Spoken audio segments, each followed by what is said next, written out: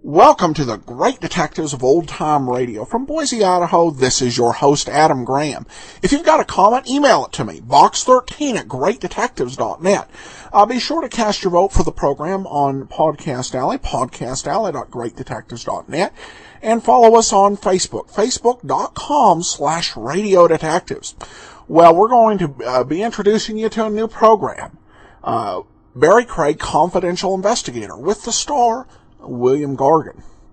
But before we do get started, I do want to let you know that Tales of the Dim Night, my novel written with my wife, is now been reduced as an ebook to $2.99. And it will soon be coming out as an app for Android and the iPhone, and is available in print as well. It's a great comedy story. I encourage you to pick it up at dimnight.com. And it's also available at Amazon, Barnes & Noble, and other major online retailers.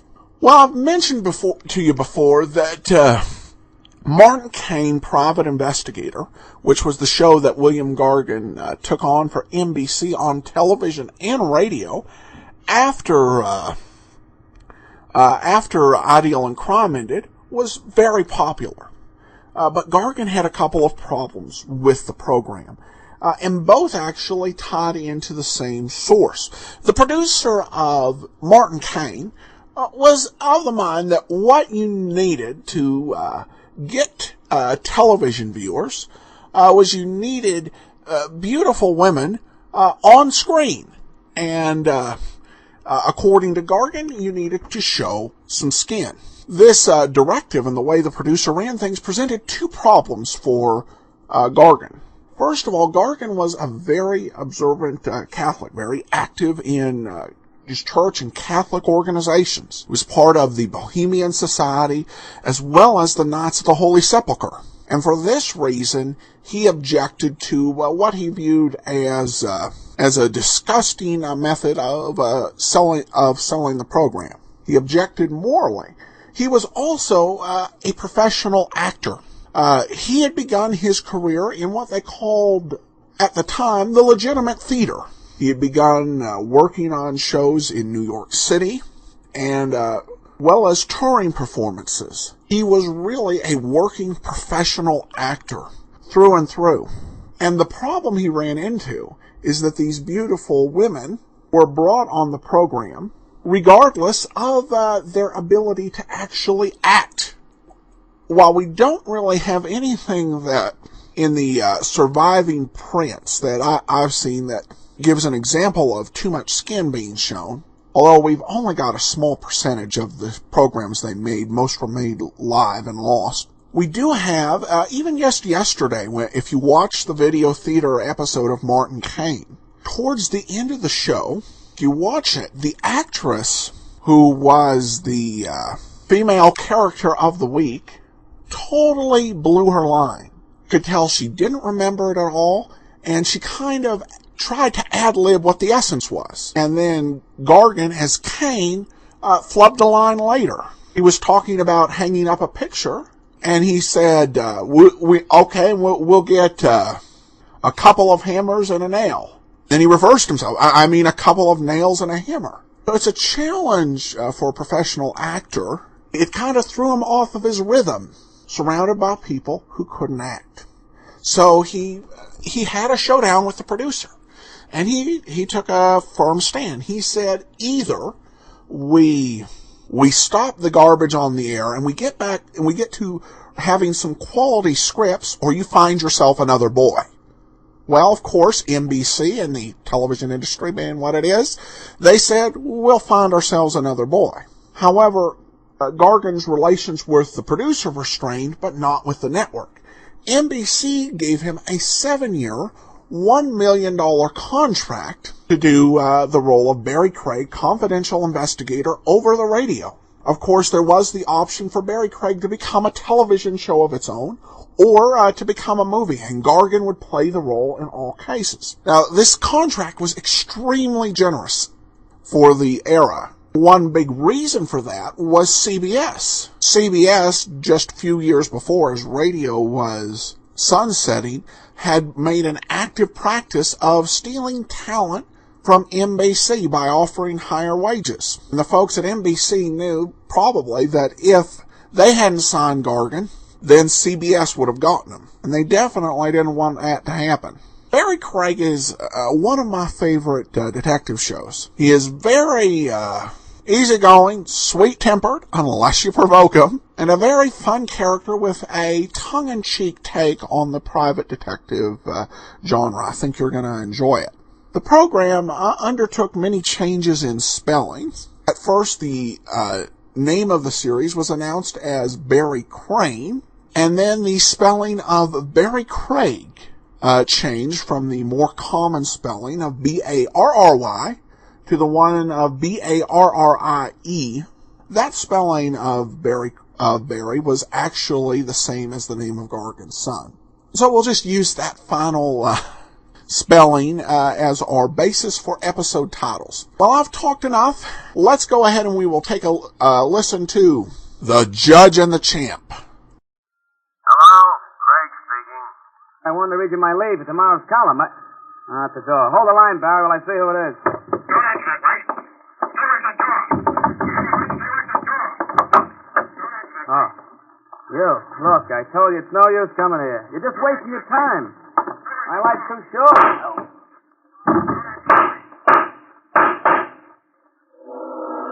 My transcription. Barrie Craig, confidential investigator, starring William Gargan.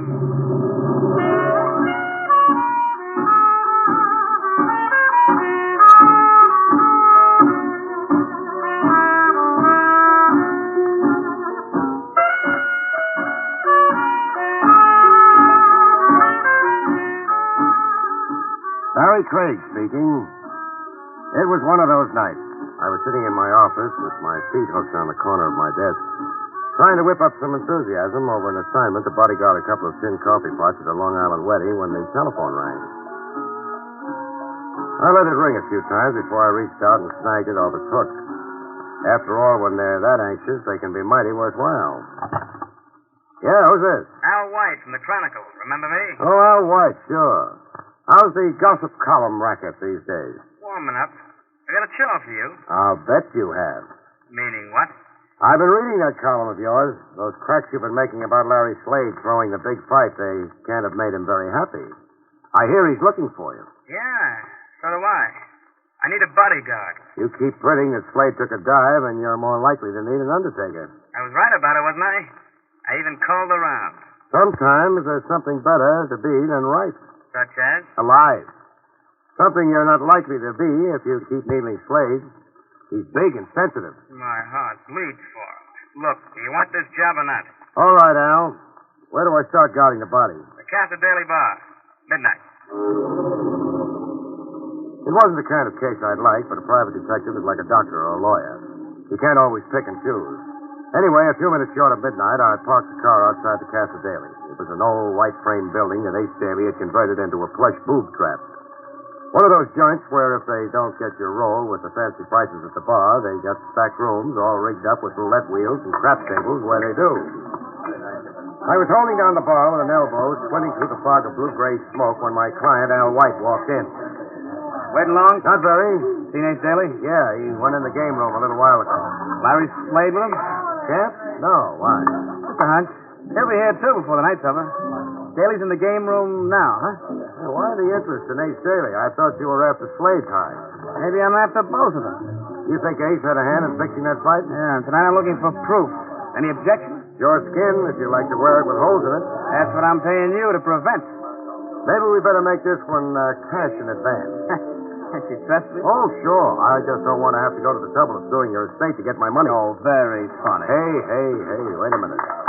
You must read tea leaves. Huh? Don't look now, but your old friend, the ex-champ, just came in. Is he heading this way? No, he's going on through into the gaming room. Good. What's good about it? I had a tip Slade would be showing up for the payoff tonight. It settled it. He jumped the fight, and Daly paid him to do it. You still haven't got any proof of a payoff. With a little luck, we might even get that. What are you going to do, follow Slade in? Not yet. Give him a minute or two head start. He won't go direct to Daly's office. He'll probably waste a couple of minutes looking around in the gaming room, just to make sure he isn't being followed. Now, if we time it right, we may catch him in the act. And if we do, we'll have the biggest story of the year. I only hope you live to write it. I'll write it. Don't you worry about me. All right, then. Don't worry about me. I only hope that I live to read it. We stayed at the bar, finished our drink, and listened while a tinny five-piece combo did unmentionable things to a popular ballad. Then Al White dropped a handful of silver on the bar and nodded he was ready. I led the way out of the bar to the disguised entrance of the roulette room. The door was presided over by a tuxedoed man with a broken nose. We stepped into a small vestibule, waited while he closed the door behind us. Then another door opened, and we stepped into the game room. A low buzz of conversation, spiced with the click of roulette balls, rolled out toward us. A dozen or more people were huddled around a huge roulette layout in the center. On the far side, a hot crap game was in session. Neither Ace nor Slade was in sight, so we ambled past the bank of slot machines toward a door marked private. From behind it, we could hear the sound of someone laughing. Ready? All right, let's go. And be your marriage, be as happy as you are, beautiful, my dear. Hold it, Judge. We got company. Something just crawled out of the woodwork. Something was wrong. Instead of a payoff, it looked like a party. Lifting a champagne glass with Ace Daly and Slade was the most gorgeous redhead I'd ever seen. And a tall, distinguished, white-haired man was just proposing a toast. It wasn't what we figured to find. But Al White didn't let that stop him. He walked right in like the life of the party. Or maybe the death of it. Hello, Larry. Evening, folks. I've been looking for you, White. I'm going to knock Easy, you... chap, easy. My client doesn't like to be crowded. Make it easy on yourself, and you'll keep out of Cut this. it out, He's champ. got it coming. I'm going to... Okay. Okay, Ace. You, White. On your way. Daly, you could lose a lot of customers talking to them that way. I didn't send for you. Get out. Ace, who is this man? Yeah, Ace. Why don't you introduce us? I'm Al White, Mr. Dare. I write a column for the Chronicle. How do you know my name? Recognizing faces is part of my business. And how are you, Judge Adair? I thought you and Ace Daly were old political enemies. How nice to see that you've gotten together. I think perhaps you'd better excuse us, Ace. Louise and I... Sit down, Judge. I'll take care of White. He's just about to leave. Don't mind if I do. Now. You see, I came here looking for a story in the fight fix the other night. Oh, it's small potatoes compared to a political fix. What did you mean, Ace? You and Ace, the happy couple. Well, really? And maybe if Ace helps the judge to get reelected, he can claim the bride as his reward. What's the story? Ace, he mustn't print that. Not before election. He'd ruin everything. Don't worry, Why, Judge. He's not printing anything. That's where you're wrong. I'm not only printing it, but I'm going to do a feature piece on it. Don't push your luck too far. You're still healthy because nothing will happen to you in my place. Providing you're out of it in 5 minutes. Just let me take him, Ace. Let me Was that take a him. rehearsal, champ? I thought you always rehearsed your fight. Why, you little rat. I'll kill you at the last thing. Look, champ, I don't have my hand in my pocket because it's cold. I told you the guy's my client. Sit down, champ. That's for you, Craig. Put up the heater. Ace, you've got to stop him. You mustn't print that. It would ruin us, all of us. Don't worry, Louise. If he so much as hints at it in that rag of his, I'll not only be on the line of people who want to kill him, I'll be at the head of it. As we weren't in any position to cop any popularity prizes at the moment, there didn't seem to be much point in hanging around the Casa Daily. We got out with about 2 minutes left of the head start Ace had given us. White insisted that I drop him off at the combination office and apartment where he worked. So I locked him in for the night, then headed for my own apartment and some long-delayed shut-eye. I didn't need anybody to rock me to sleep, as I was practically snoring by the time my head hit the pillow. So when the phone started to dance off its stand a couple of hours later, it took me a few minutes to locate it. Oh, stand still, will you? Yeah? Al White. What time is it? Oh, about 4:30. Oh, it's the middle of the night. Not for me. These are my office hours. Just finishing up tomorrow's column. I want to read you an item. I can wait until tomorrow to read it. Hey, what's that? Oh, the doorbell. Who is it? Hold the line a minute. White, don't answer that. White, stay away from that. White! Without stopping to think twice, I knew that whoever was paying that late call to Al White carried a peculiar calling card engraved in lead. I started dressing, made par for the course, and was headed for a cab in less than 6 minutes. The police cruiser outside of Al White's apartment house told me somebody else had heard the shot. When I finally got to his door, it was opened by Sergeant Marty Moran of Homicide. Yeah, I might have known. What are you doing here? White was my client. Wife? Don't let's get cute, Marty. I was talking to him on the phone when he got us. Oh, that accounts for the phone being off the hook. Do I get in? I suppose so. What were you talking about when it happened?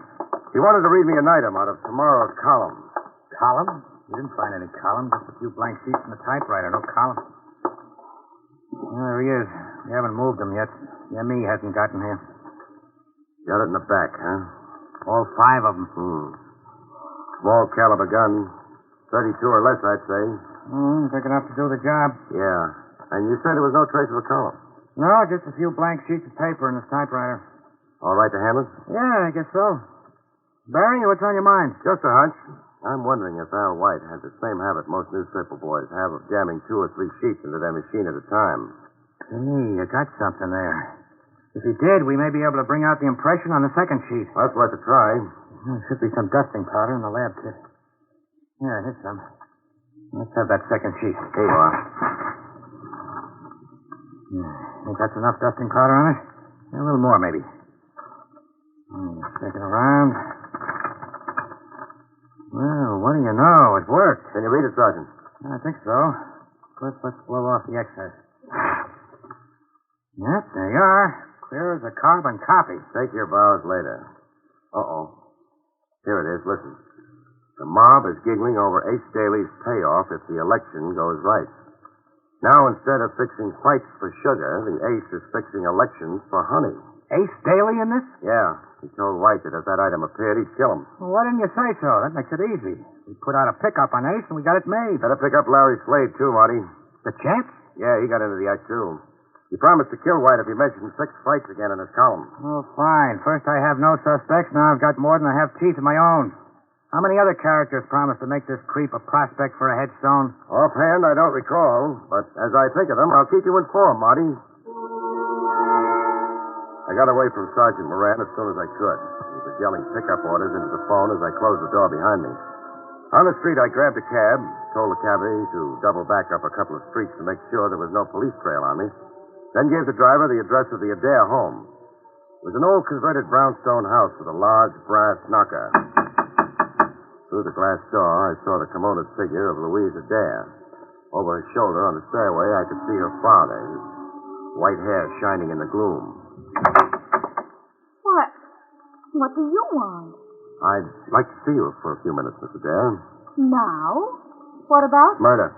Murder? Yes, Al White, the columnist, a few hours ago. I see. Perhaps you'd better come in. What is it, Louise? You go on to bed, Dad. This gentleman wants to ask me a few questions. Maybe your father ought to sit in on this. Leave my father out of it. Nonsense, Louise.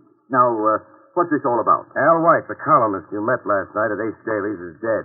Murdered. And this gentleman, being a detective, has it figured out that Ace did it. I didn't say that, Miss Adair. I said he had a motive. So does a lot of other people. You, for instance, or your father. Ah. Why not? If White printed that story about you and Ace, it might have cost your father the election. And it certainly wouldn't help your social standing. Why, that's absurd. Ace and I were merely waiting for the proper time to announce our engagement. After the election, I suppose, when it wouldn't be so embarrassing? I can't have you making insinuations like that. I must ask you to leave. Suit yourself, Judge. I was just trying to make it easy on you. White was my client. And he's dead now. Maybe so. But when a guy hires me to see that nothing happens to him and something does, I want the guy that made it happen. But don't you see, we'll get dragged into it. The scandal will ruin Dad's chances of re-election. That's unfair, Louise. How can we help? Well, you can give me a fill-in on the time set-up last night. What time did you leave the Casa Daily? About 4. We came home and went right to bed. 4, huh? That would give Ace plenty of time to do the job. Was the champ there when you left? Mr. Slade? No, he left before we did. His lady friend dances in one of the clubs. Lily DeVore. If you can call it dancing. You saw her last night, huh? That might be his out. My father and I'd like to get some sleep. If you have any more questions, would you mind if we discuss them later in some more suitable time and place? All right. Let's say 4 o'clock this afternoon in my office. Meanwhile, I think I'll drop by the Carteret Arms and have a chat with Lily DeVore. The Carteret Arms was a big, expensive-looking pile of rocks in the West 50s. By the time I got there, a heavy drizzle had started, and it didn't pep me up any to learn that Lily hadn't gotten home yet. I found a soggy cigarette in my jacket pocket, got it burning, and settled back to wait. The gleaming wet face of a jeweler's clock across the street said 10 after 2 when a cab skidded to a stop at the curb. Lily DeVore jumped out, ran for the protection of the lobby. I gave her 10 minutes to get settled, then crossed over. It took a 2-spot and a lot of fast talk to get by unannounced. The 2-spot was more effective than the talk. Anyway, I got up to 4D and knocked. Yeah? Message for Miss DeVore. Sorry. Okay, Buster, let's have... Say, what is this? I want a little talk with you. Get your foot out of that door. Nice of you to ask me in. You mean I had a choice? Look, I don't know what's on your mind, but you don't... Don't be so modest, Lily. You know you're irresistible. Yeah. And I know something else, too. You're liable to be unconscious when the champ hears about this. I make it a policy never to worry unnecessarily. And I make it a policy never to entertain strange men without a warrant. That goes double for private cops. Outside. Okay. I just thought I'd help keep your champ out of the hot seat. But if that's the way you feel about it. Look, you can't pin that killing on Larry Slade. You know he didn't do it. That's not what the police think. Where is he, Lily? I don't know. Hey, where do you think you're going? Oh, just to have a look around. Get out of here and leave me alone. What's in there? I thought I heard something. Oh, mice, no doubt. That's just a closet. Stay away from it. Stay away, I tell you. As I moved Lily from in front of the closet door, I turned my back for a second. The door swung open behind me. I heard rather than saw the blow that knocked me to my knees. In that moment, the man in the closet made a break for it. He headed across the room for the bedroom door beyond. I was a little groggy, but I managed to follow him. By the time I got to the bedroom, I heard him go through the window to the fire escape beyond. I followed, stuck my head out. He snapped a shot at me from below. Gouged a chunk of windowsill a foot or so from my head. I pulled back fast. I wasn't that curious. Lily was still in the living room when I walked back. Okay, baby. Playtime is over. I lose my boyish smile when people use my skull for target practice. Who was it? I don't know. A prowler, I guess. If it was Slade, why did he run? You can alibi him for last night, can't you? What? Sure. Or can you? Of course I can. We were together all morning. He left Daly's before 4. When did he get to your place? About 4. We left the club together, and then we... You're lying, Lily, aren't you? No! If you are, I can check up at the club. You might as well admit it now. Oh, all right. The director called a rehearsal on next week's show. Slade got bored and walked out on it about 4:15. We worked through. In other words, he had time to knock off White.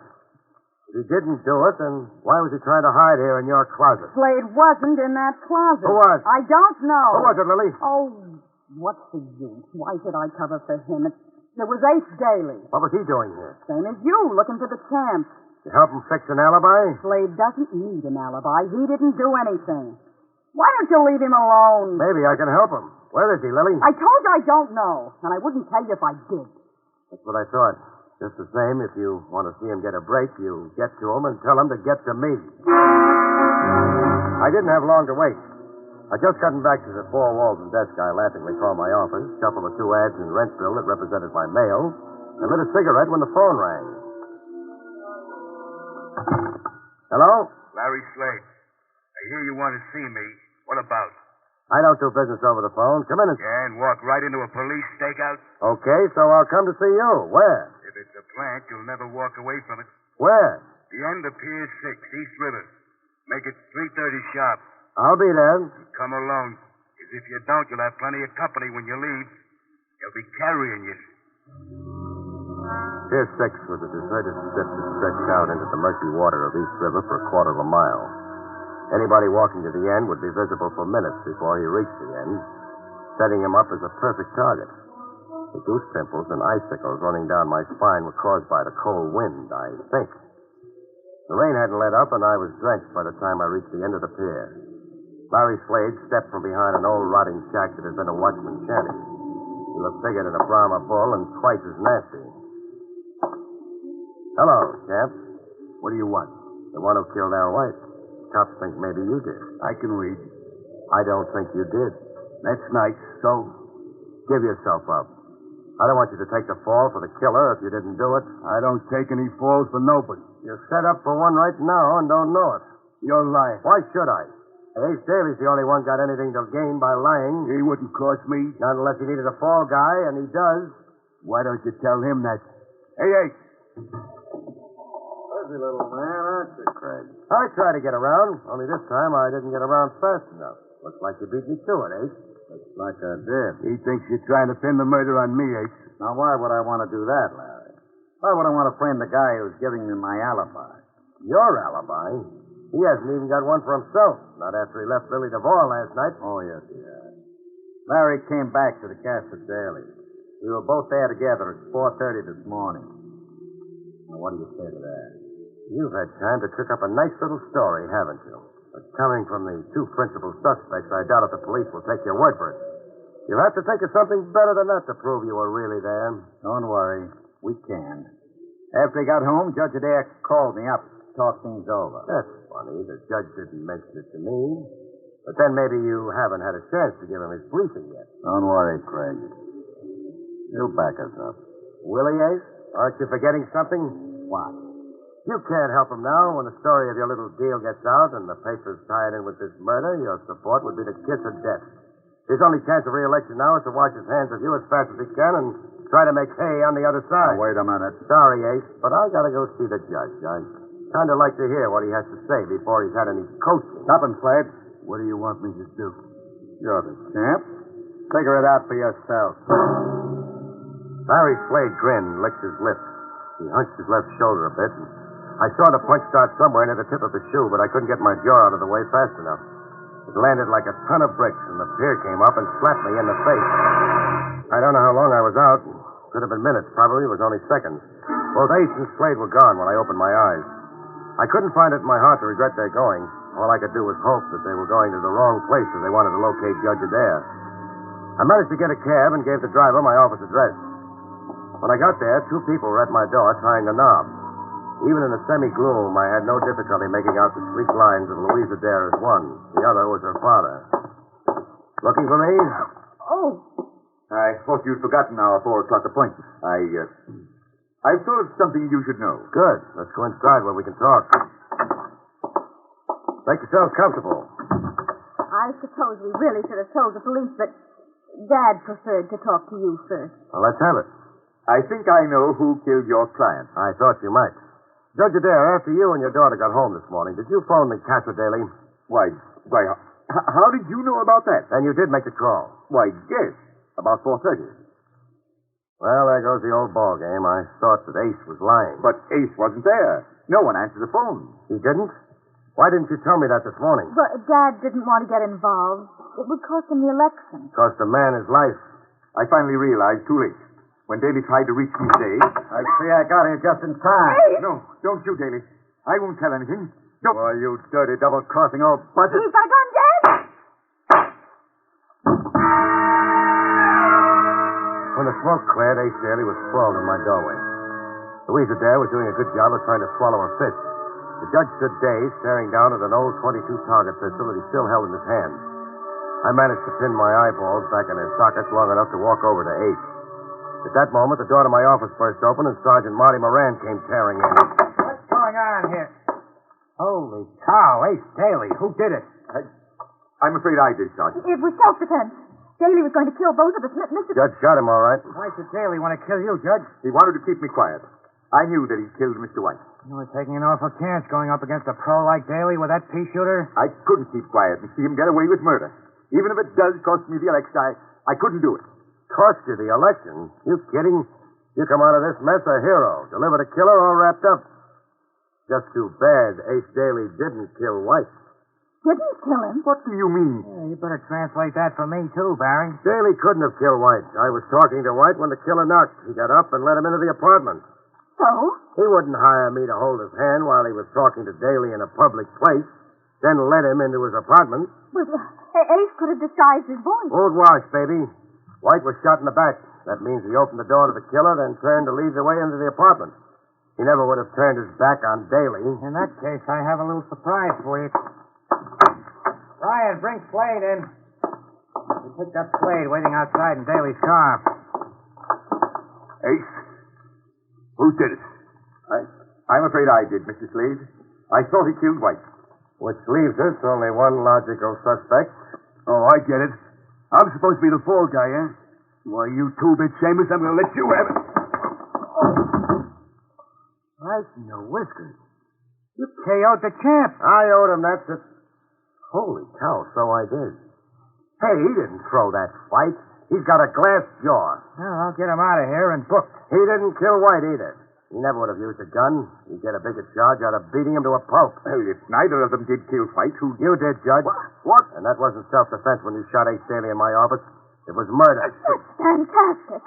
Why should my father kill either of them? Because White was getting set to break a story that would have blasted your father's chances. Ace knew your father killed him and covered him for your sake. But your father knew when the heat was on, Daly would throw him to the wolves. But to go up against Daly with a 22. Ace was a sitting duck. The judge shot him before he knew he was being double-crossed.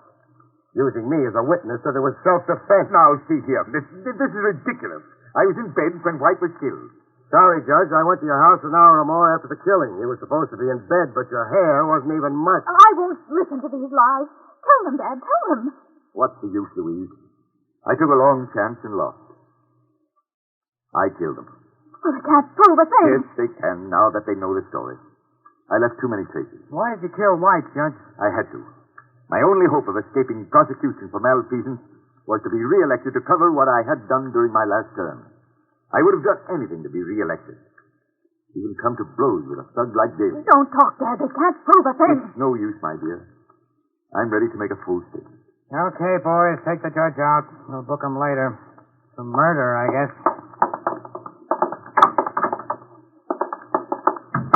Barry? Well, we're waiting for the medical examiner. Tell me... Not now, Marty. I've got an important date. Anybody I know? Lily DeVore. You crazy? That's the champ's girl. He's plenty jealous. Plenty jealous, but I just found out he's got a glass jaw. So long, Marty. So long, folks. See you next week.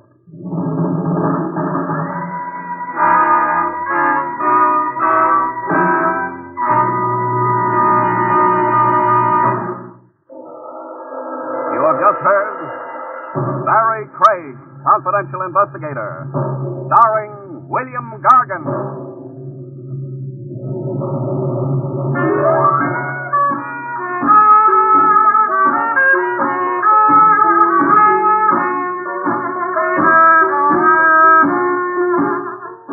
Next week, another exciting transcribed story starring America's #1 detective, William Gargan, as Barrie Craig, Confidential Investigator. Tonight's script was written by Frank Kane and featured Santos Ortega as Ace Daly. Edward King directed. Your announcer is Don Pardo.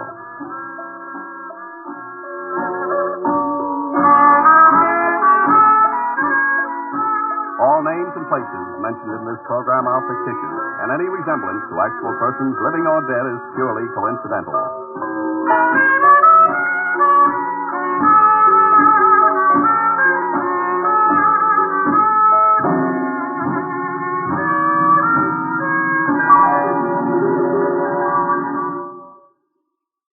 Three times mean good times on NBC.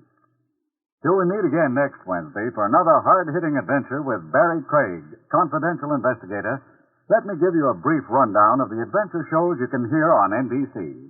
Tomorrow night on NBC, there are a trio of action programs starting off with Mr. Keene, Tracer of Lost Persons, as he investigates the rich young widow murder case. Then, Dragnet brings you another authentic criminal case history as taken from the files of the Los Angeles police. Later, Counter-Spy is called in to solve the case of the Kilroy gang. And then on Saturday, screen actor Brian Donlevy takes you down the shadow-filled corridors of mystery on another dangerous assignment. Later Saturday evening, there's adventure in the realm of international intrigue with Mr. Moto. Then on Sunday, Douglas Fairbanks is featured in The Silent Men, with authentic action stories about your government security agent. On Monday, Herbert Marshall comes to the NBC microphone to assume the mysterious identity of the man called X. And then Tuesday night, hear Big Town, and another pulse-quickening story as told by editor Steve Wilson of the Illustrated Press. Yes, there's always hard-hitting adventure based on the drama that is Big Town. Well, there you have a complete roundup of the top mystery shows you can hear on NBC. And then, next Wednesday night, we hope you'll be back with us for another adventure with William Gargan as Barrie Craig, confidential investigator. Now, it's Meredith Wilson's Music Room.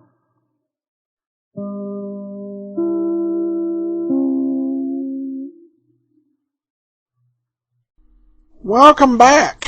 Well, a pretty good beginning. This, of course, I should say, was not the very first episode of Barrie Craig. This is the third one. The first one, The Simultaneous Man, and Second Man, Murder in Duplicate We Don't Have. This episode was from October 17th of 1951, and it's pretty usual with the Craig mysteries. Twisted until the end in terms of figuring out who did it. All right, well, we do have one quick comment before we go. Please get Poirot podcast. I've switched almost all of my podcasts to you because I love the background info to each story. Starting when I switched to your Dragnet series, and like a domino effect, I now listen to Great Detectives. Pat Novak and Box 13 are my top picks. Sherlock is in a realm of its own, and I've heard them all several times. Great job. Can't go to sleep without a story or two anymore. Well, thanks so much. That was from Care and posted over on Facebook. We definitely will be doing some stories with Poirot.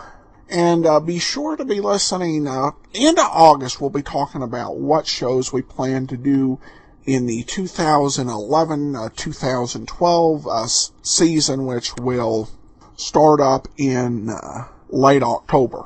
All right, well, that'll do it for today. Join us tomorrow for Rogues Gallery. In the meantime, send your comments to box13 at greatdetectives.net and follow us over on Twitter at Radio Detectives. But from Boise, Idaho, this is your host, Adam Graham, signing off.